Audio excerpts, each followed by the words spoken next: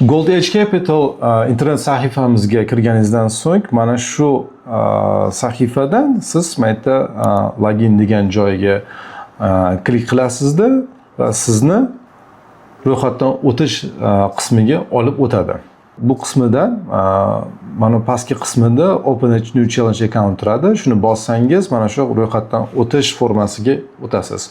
Bu yerda siz ismingizni, familiyangizni va email-ingizni kirgizasiz, telefon raqamingizni. Davlatni tanlaysizda va qaysi til sizga qulay, o'zbek tilimi yoki ingliz tilimi. Men o'zbek tilini tanladim va parollarni kiritamizda va davom etish tugmasini ezamiz.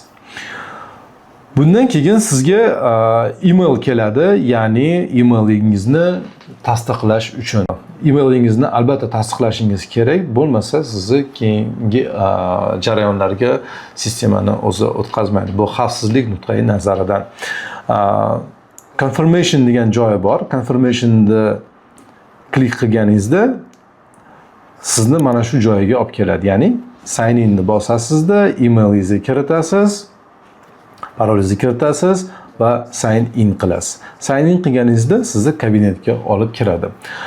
Sizni kabinetingizda mana bu qismida bu joylaringiz bo'sh bo'ladi, ya'ni sizda hali challenge sotib olinmagan. Challenge sotib olish uchun mana bu chap tarafimizda challenge degan joyi bor.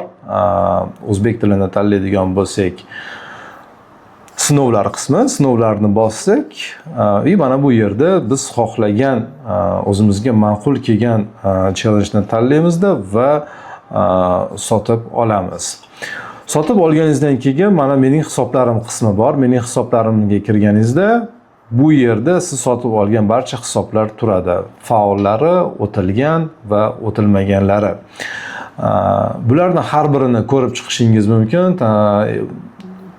Klik qilganingizda mana bu sizni kunlik, umumiy yo'qotishlar, profit target barchasi ko'z oldingizda bo'ladi.